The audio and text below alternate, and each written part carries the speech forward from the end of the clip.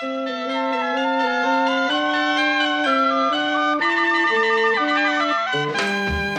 everyone, welcome to Card Collectania. This is Cindy, and today I'm back with part 10 of my challenge to use my cartridges. Today's is Elegant Edges, which I had thought I would probably skip because I use it in so many things, but I couldn't pass it up.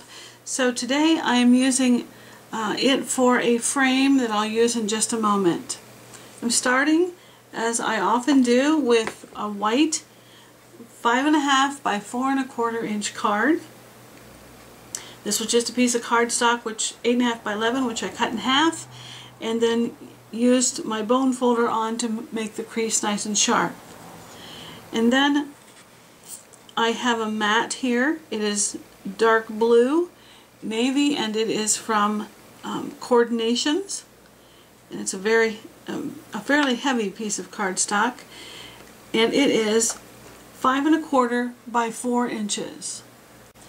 On top of the blue mat I am placing a piece of green with white polka dots, and it is 5 by 3.75.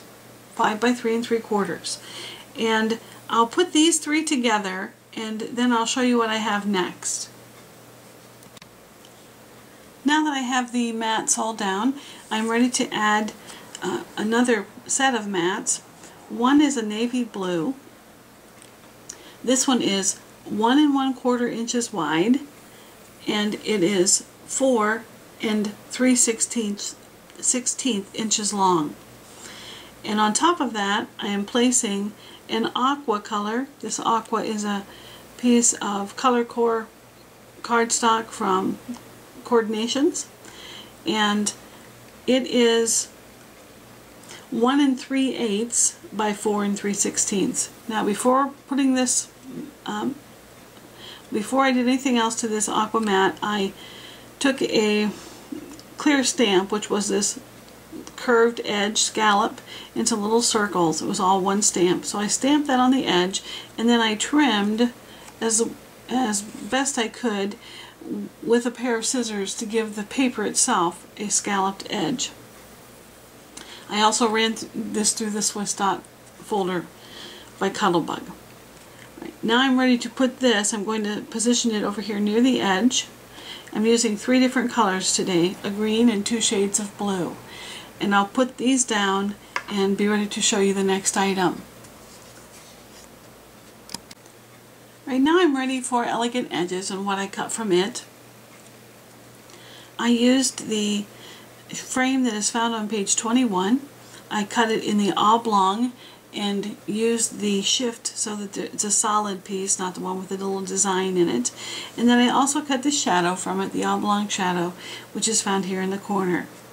And I cut both of these at 3 3/4 of an inch with the shadow. 3 3/4. So here's the shadow, it's white. And here is the frame itself. It's in navy blue, and you can probably see that I have Swiss dots on it as well.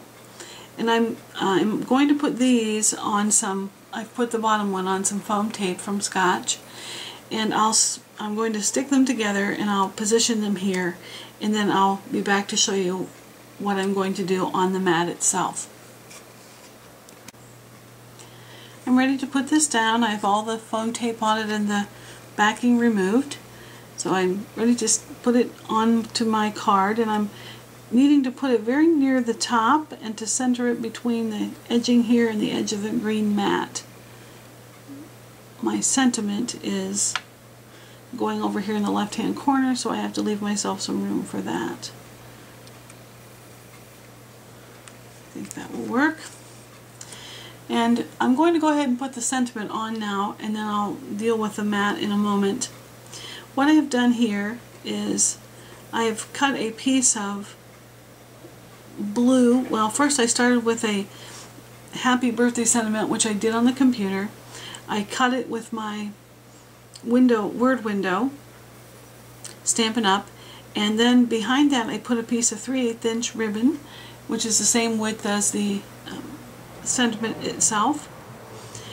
and so I put a banner end on one end, and then behind the two of those, I stuck those together, and behind the two of those I put a blue mat, which is just slightly larger, wider than the happy birthday itself and the ribbon. So not quite half an inch wide. And so that's what I'm going to put here. I will put this up on some foam tape, and then I'll be ready to stick that down. And then the last item will be some stamping. Right now for the last item on the card, that is what I'm going to have is a set of 6 stamped flowers. I've got 5 here, 3 are larger, and I've got 2 small ones here, and I'm going to show you how I did them by showing you this last one.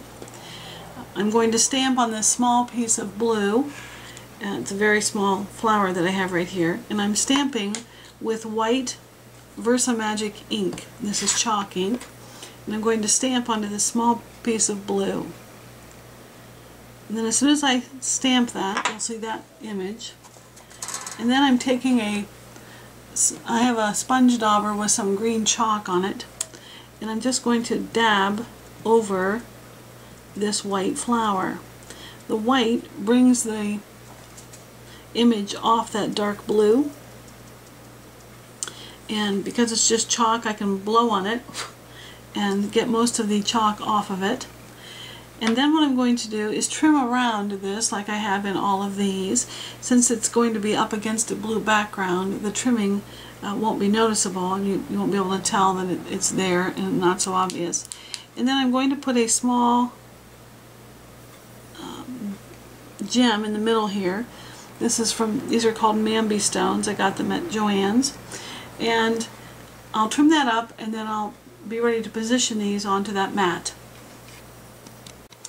I've positioned my flowers on here and stuck the 3 smaller ones on. I didn't move those off the mat at all. I just stuck them on with my Zig 2-way glue pen.